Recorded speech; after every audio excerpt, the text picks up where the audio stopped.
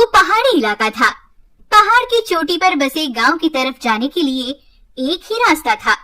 मनोज नाम का एक युवक रोज उस रास्ते से एक छोटी बस में यात्रियों को लेकर जाया करता था।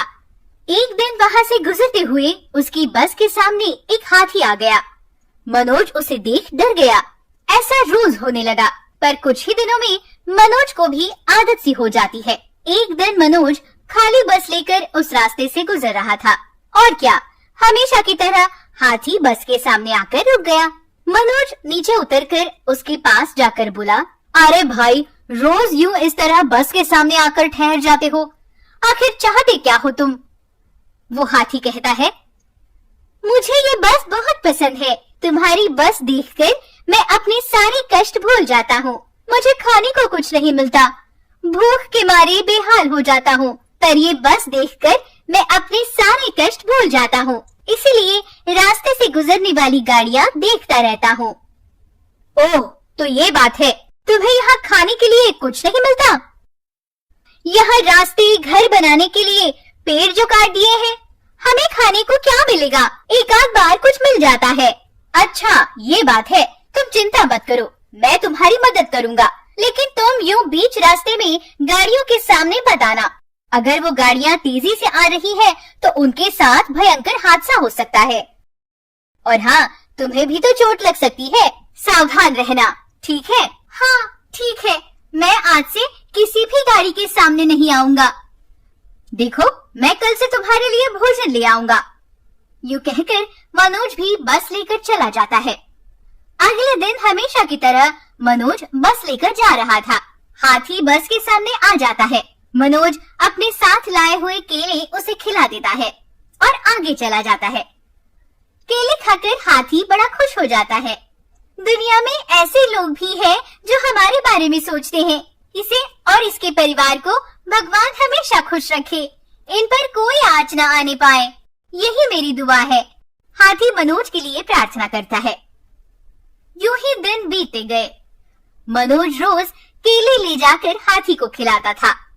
एक दिन मनोज की बीवी उससे कहती है, सुनिए, आप रोज केले खरीद कर ले जा रहे हो क्या? वो बंसी कह रहा था, इतने सारे केले आखिर आप कहाँ ले जाते हो? तब मनोज उसे सारी कहानी बताता है। उसकी बीवी भी मनोज का साथ देते हुए कहती है, ये बड़ा अच्छा काम किया आपने, केले खिलाकर उस हाथी की भूख मिटाई। अगले दिन मनोज केले के व्यापारी बंसी के पास जाकर केले खरीद रहा था। तब बंसी पूछता है, अरे बेटा, इतने सारे केले खरीदते हो, आखिर करते क्या हो इनका? तुम्हारी बीवी से पूछा तो उसने कहा वो नहीं जानती। देखो, बुरा मत मानना, ये जानना मेरे लिए जरूरी नहीं, पर अगर तुम किसी की मदद कर रहे हो तो मैं भी उसमें जुड़ना चाहूँगा। मनोज कहता है, आप सही सोच रहे हैं, और उसे हाथी के बारे में बताता है। बंसी यह सुनकर मनोज को सराहते हुए कहता है, बड़ा ही पुण्य का काम कर रहे हो, ये लो, मेरी तरफ से ये केले भी ले जाओ उस हाथी के लिए। बंसी कहता है, मैं आगे से केले के पैसे नहीं लूंगा तुमसे, मुफ्त में ले जाओ। तब मनोज कहता है, जी शुक्रिया, लेकिन आपके परिवार के लिए पर्याप्त पैसे ना होने पर मुश्किल हो सकती है।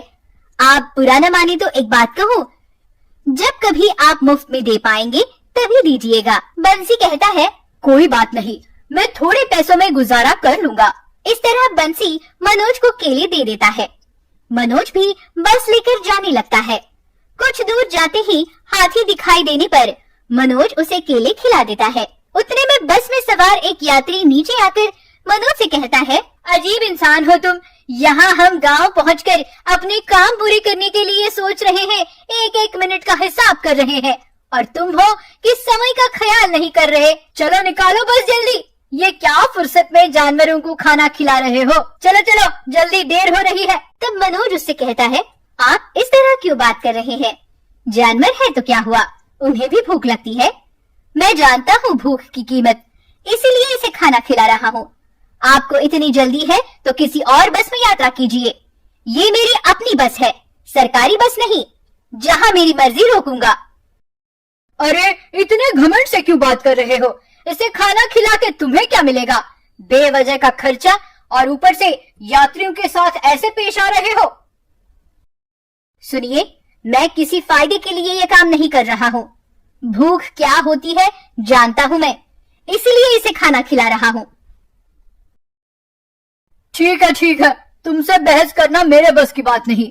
और वो आदमी वहाँ से चला जाता है। हाथी ये सब देख मनोज से कहता है, मेरे लिए तुम इतना कुछ कर रहे हो, मेरी वजह से तुम्हें कोई तकलीफ हुई हो तो मुझे माफ करो। तब मनोज उससे कहता है, देखो यूँ किसी की बातों का बुरा नहीं मानना चाहिए, ऐसे बहुत लोग होते हैं।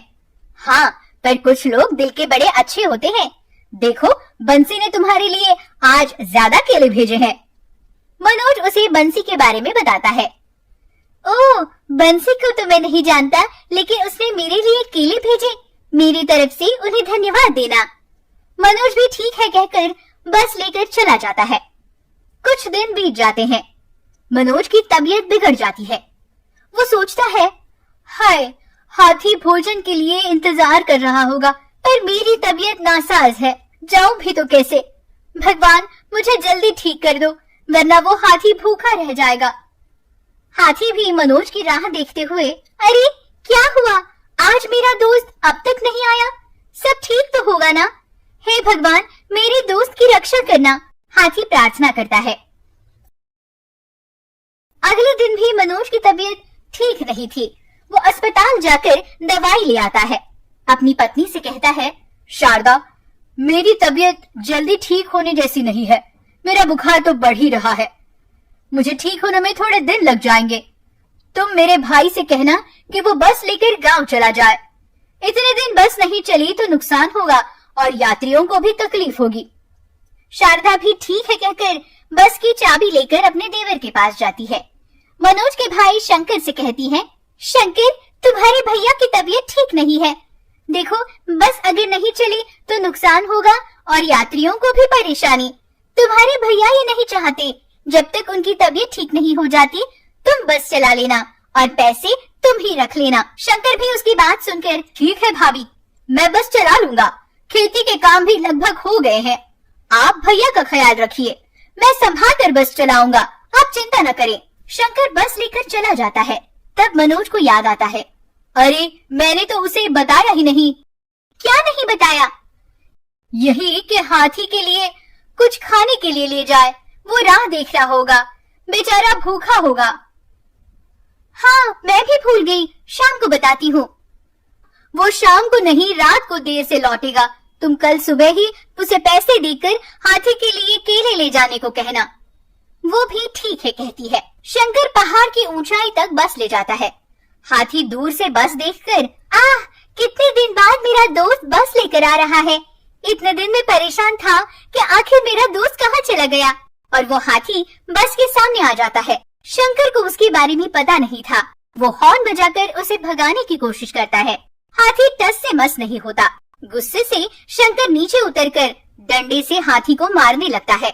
ए, हट जाओ रास्ते से, हटो, चलो जाओ। हाथी बेचारा वहाँ से हटकर दूर चला जाता है।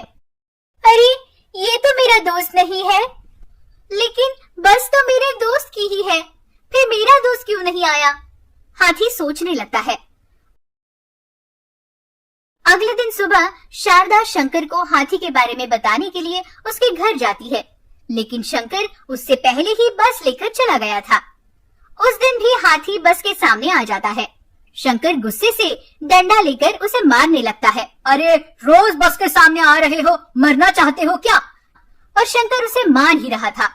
मुझे माफ करो, मुझे माफ करो, मत मारो। हाथी उससे कहकर वहाँ से दूर हट जाता है। शंकर बस आगे लेकर चला जाता है।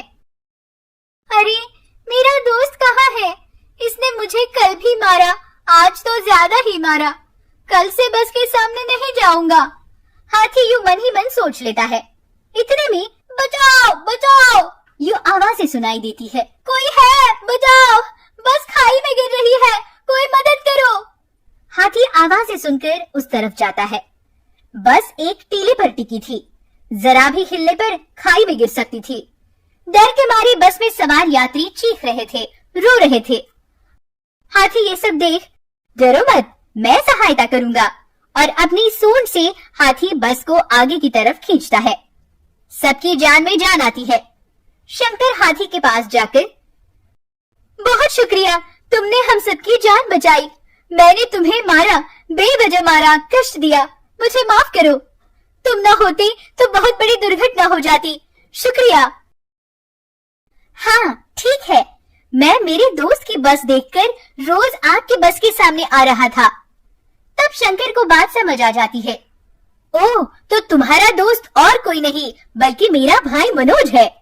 उसकी तबीयत सही नहीं है। शंकर हाथी को सारी बातें बताता है। हाथी भी यह सुनकर दुखी हो जाता है। एक बार मुझे मेरे दोस्त के पास ले चलो, शंकर से कहता है। शंकर भी ठीक है कहकर उसे मनोज के पास ले जाता है। हाथी को देख मनोज खुश हो जाता है। हाथी उसे देख रोते हुए उसका हालचाल पूछता है। मनोज भी, तुम चिंता मत करो, मैं अब ठीक हूँ, उससे कहता है। शंकर अपने भाई को आप बीती बताता है। वो पूरी कहानी सुनकर मनोज और उसकी पत्नी हाथी को धन्यवाद देते हैं। तुम ना होते तो बड़ी दुर्घटना हो जाती। भगवान ने तुम्हें भेजा हमारी सहायता के लिए। वो उसे धन्यवाद देते नहीं थकते। तब से हाथी भी उनके साथ उनके घर ही रहने लगता है। वो भी बड़े प्यार से उसकी देखभाल करता